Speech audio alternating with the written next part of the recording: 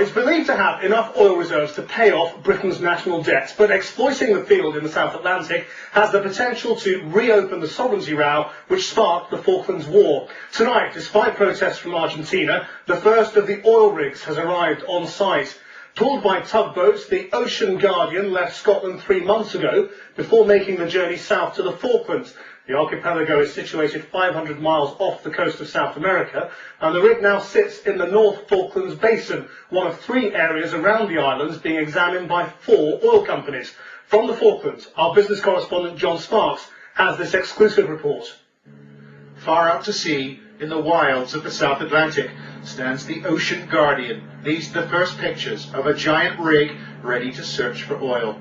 It's also a giant diplomatic problem, for these are contested waters, and the riches that may lie below will serve only to intensify the arguments in London and Buenos Aires and at the United Nations itself.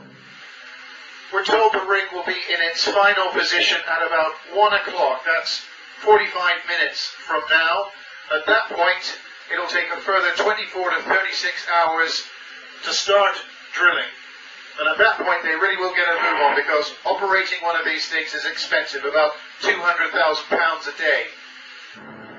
They were landing squid and toothfish on the docks today in Port Stanley. Nothing out of the ordinary here. A decent catch still possible in these waters. It's all the activity across the road, however, that's really attracting attention. The shipping containers and the porter cabins are new, as are the stockpiles of pipes, supplies brought here from Europe to service the Ocean Guardian. This windswept community now starting to feel like an oil town, although the island authorities warn against overexcitement. We're really at the same stage as the North Sea was in the late 1960s, with only 6 exploration wells drilled, another 6 or so to be drilled now. A long way to go. Geological reports suggest that anything up to 60 billion barrels of oil may lie under the seabed, similar in size to oil fields in the North Sea.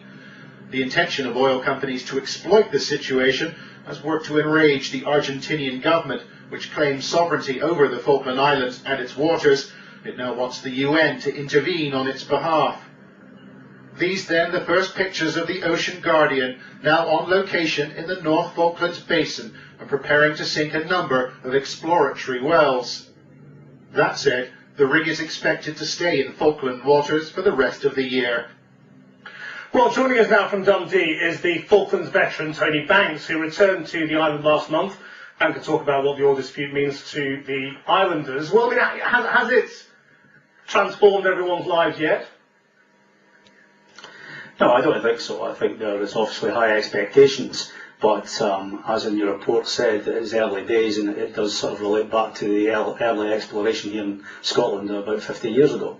Do they think that this is going to escalate in terms of the sovereignty row, first of all, over whose oil it is? Well, I think ultimately the Falkland Islanders live under daily threat from Argentina from a political and economical point of view. I believe that there is a political deal to be done with Argentina and regarding the mineral rights in the Falkland Islands, but this really is down to them to give up the sovereignty right. I'm pretty sure that the Falkland Islands will be happy to share their wealth with their neighbours if they can lift this continual threat of political and economical hindrance to the islands operating. I mean, well, it's quite interesting. You say they see it as, as their wealth, sharing their wealth, because one suspects that London will probably see it as Britain's wealth. I mean, how whose oil is it ultimately, or how do they see it?